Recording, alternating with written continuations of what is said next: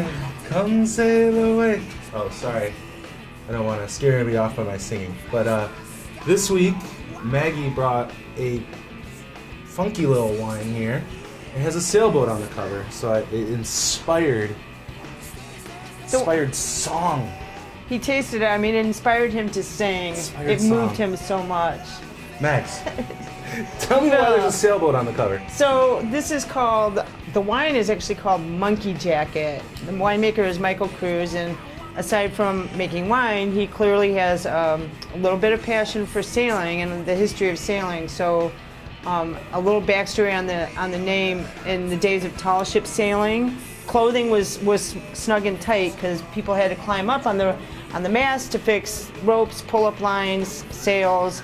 So what they wore was actually referred to as monkey jacket. So it's a little bit of a whole historical geeky reference to tall ship sailing days. She showed me a picture on the internet. It's a true thing. They really go up there. Hey, if it's true on Wikipedia, right? It's true. No, but that's the story. So there is a little bit of an abstraction of an old school tall ship sail kind of a painting. hip, modern, new world label. Sure. Well, and he's part of this. He's like the next generation in winemaking. Michael Cruz is his name again. He's well, this wine, let's just stop and talk about the wine we have in our glass. A lot of rose. Yeah, very funky is the word because let's say about 60% of this wine is Valdegay, which is also referred to as Napa Gamay. Most people will be familiar with that from part of France. Beaujolais. Beaujolais. C'est Beaujolais. Oui.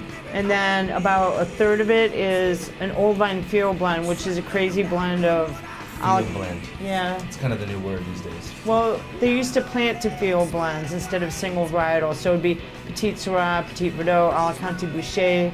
There could be 15 varietals coming out of this vineyard. Yeah, that's too many varietals. I know, I won't list them all. We just don't have time for that. Mags, who does? So, all right, so Gamay, we have a little bit of blend, and then it's finished off with a grape called Tannat, which is also better known in, it's crazy. It's a crazy blend. Very bright, ruby red in color, kind of clear, sort of like Pinot Noir, a little bit in its clarity. But soft. So there's a ton of flavor going on in this wine. It is lighter in alcohol, but it's certainly not lacking any kind of flavor and texture. So this is what we call... Floral. I get like a crushed dead kind of blueberry, raspberry kind of thing. Right in the middle of the palate, just kind of sinks and sits right there. That's pretty cool. I think this wine is super fresh. It's pretty intense in flavor. It's really low in alcohol. It's not flat. Oh no. Not flat at all. That's not what I meant by it. Really wonderful acidity to it. Weighty some firm in the middle. tannins. Yeah, and it's got a lot of weight. It's like under 13% alcohol, which is crazy for the amount of complexity that's going on there.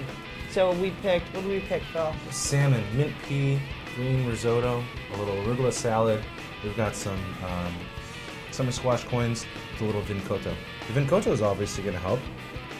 Right, acid, we've got reduced wine, right? And a lot of people are always afraid to have red wine and fish. And it's just not the case anymore at all. A lot of things, especially, sure, rip your face off huge Napa Cabs or Amarones aren't going to work with salmon. It's going to make it taste like fishy fish. Like one time we had someone send back the salmon, right? It's fishy, it's fishy. It's like, well, it's only fishy in a sense because of your salmon Napa Cab, and then you eat the salmon, it's like, boom, intense fish taste. You take it back to the kitchen, chef throws it, it came in today, it's fresh. And it's like, oh, chef, I'm sorry, man, we only tell you, they told me it was fishy.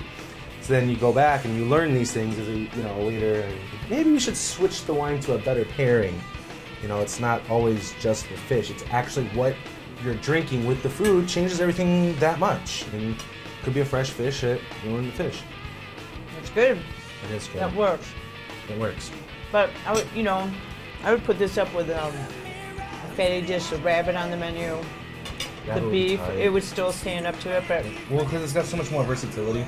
Not only is it blended, but the gamay, it's very delicate. The Tannat gives it some backbone to it. The mint, I like the mint with that. It's got some dried food and herbal characters that really play well with the mint. Mm-hmm. And the watercress, the earthiness. Yeah. Another winner. Winner, salmon dinner. Have some more, Phil. Next week? Who should we... there's somebody missing from all of this. Someone with a persona? He was looking at you. Cheers. Come on, Megs, cheers me. Sorry.